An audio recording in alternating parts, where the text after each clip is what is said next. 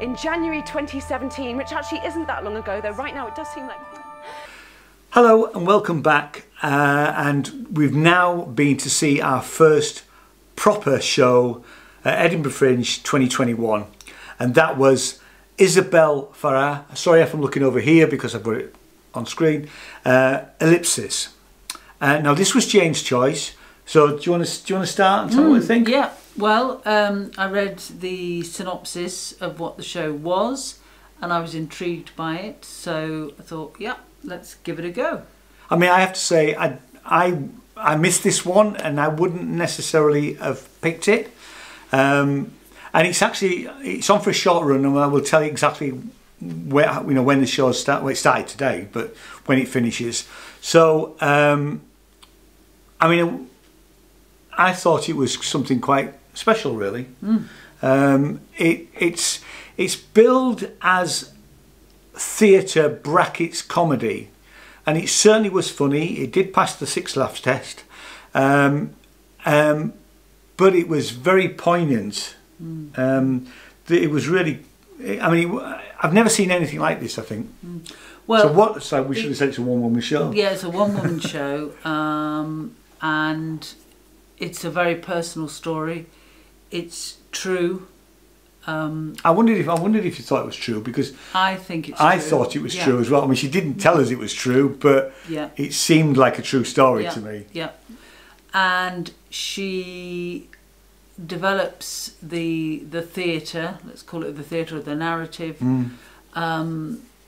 She introduces herself as I think she does on the clip that you've either just seen or are going to see. I'm going to include some clips, as an actor, as a writer, as a stand-up, and she uses those 2 parts of her life to explain the very personal story, and it's a study of grief as well, and it works really well. There's a stool in the centre of the stage.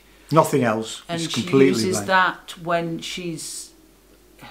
She was in the PA as much as anything. Well, it's a bit simplistic to say, but it's when it's her, she's sitting on the stool or she's standing in the centre of the stage. But then she illustrates some parts by being a stand-up comedian, and then she's got a mic stand with a mic in, and she uses that. And the lights change, actually, because the lighting changes, and we get that side of the story, or there's an illustration of maybe a point that she's making. It's down to a seasonal affective disorder, and he said it's characterised by low mood, lethargy and craving carbs in the winter. And I'm really pleased that's diagnosable, because previously I just called that winter. It's special. It is very special, actually. I mean, talking about grief, could put some people off, but actually, I mean, and I don't know if we're selling this correctly, but it certainly is. There's a lot of laughs in it, but there's a lot of poignancy, and it really, I think it's a must see. I agree. Definitely. She's very confident, but obviously, grief. It's difficult if you've never been through it, but I think she shows all those stages of grief. The fact that it's something that people live with for a long time or forever, and I think she talks about that really well, and how it impacts on her life, and how it's over a whole year, isn't it? And how she deals with it.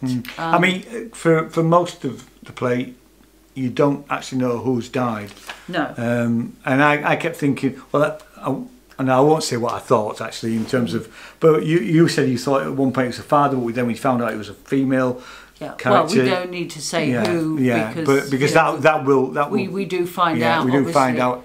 But there's a lot of depth to this production, and you're completely engaged.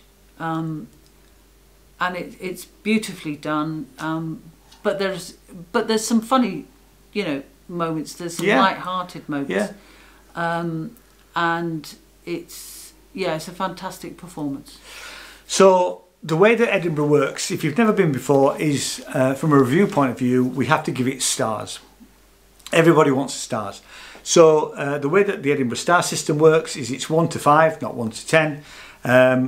The way that we work, because we work almost slightly differently, we give things out of 5, but whoever gives the highest score, that's the star rating we go with.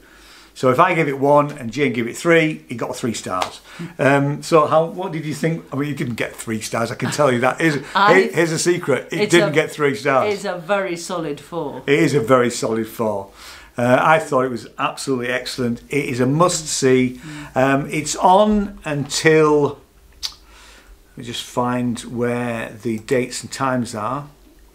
So it's started today, which is the 5th, and it's running till the 14th. So it's not for the full length of the Fringe, and it's at the Assembly Roxy, which is a nice little venue, actually, isn't it?